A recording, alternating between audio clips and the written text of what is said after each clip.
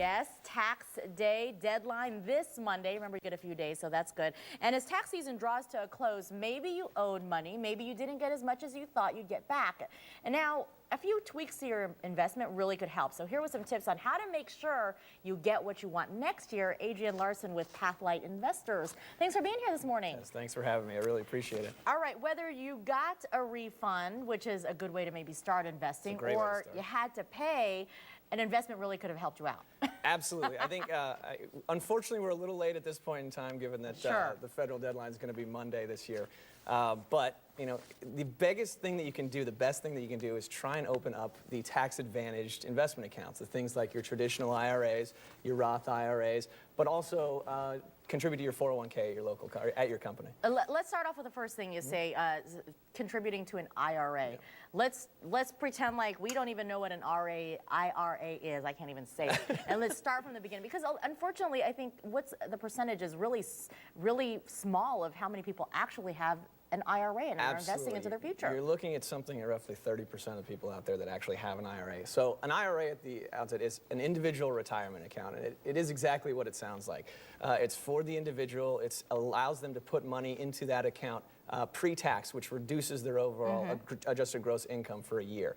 That money then grows tax deferred, and then you're taxed on that once you start taking that money out. After 59 and a half, that's when you start coming. The idea being at 59 and a half, you have a much lower tax rate. You know, you're being taxed at a much lower rate than you are during your earnings years. So you hope. You hope. So you hope. Now, talk about what should people be doing? Should they be investing every month into an IRA, putting money towards that? Absolutely. I think it's one of the best ways to go about. If you have a 401k at your company, I'd start there, because typically there's a match to 401k funds by your company. That's free money. It gets to you. It allows it to compound at a much faster rate. But if you're doing it simply on your own, your company doesn't offer the 401k, the IRA is the way to go, because again, you want to be able to lower that income number and then obviously lower the tax rate, or the taxes that you're going to have to pay in a given year. So it's double benefit. Now talk about the difference then between a traditional IRA versus a Roth IRA. I always get that confused myself. So traditional and Roth, they came up with the Roth. The Roth was an attempt to allow people that made below $107,000 a way to get in there and have some tax advantages when they're investing. But the main difference is contributions to a Roth IRA are post-tax. So you've already paid the taxes on the money that you're contributing. That allows the investments to actually grow tax-free. Therefore, when you pull the money out at 59 and a half, you don't pay any taxes. How do you know which? I mean, the second one sounds better, right? But how do you know which one is right for you? Well, it comes down to, at that point, it's the income level. If you make over $107,000, you begin to reduce your overall ability to contribute to that.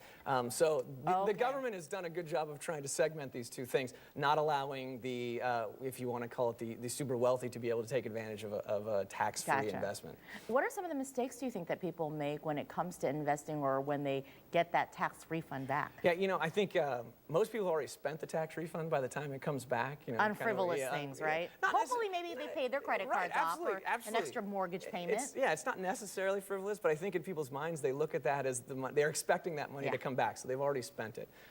If you can segregate that money and say this is going to go into an investment account, you're just going to be benefiting yourself in the long run. I think one of the biggest things, though, is kind of a lack of education about the potential tax benefits that you can have with these various investment accounts.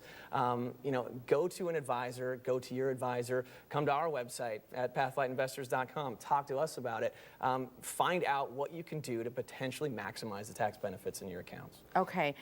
What points should people keep in mind when they are looking to try to save with their taxes next year? Because like you said, it's a little late now, but you can look towards next year. You know, I'll say for right now, as long as you had the account open, you can still deposit a check on Monday. Oh, really? Yes, as long as it's dated the date tomorrow on the 18th.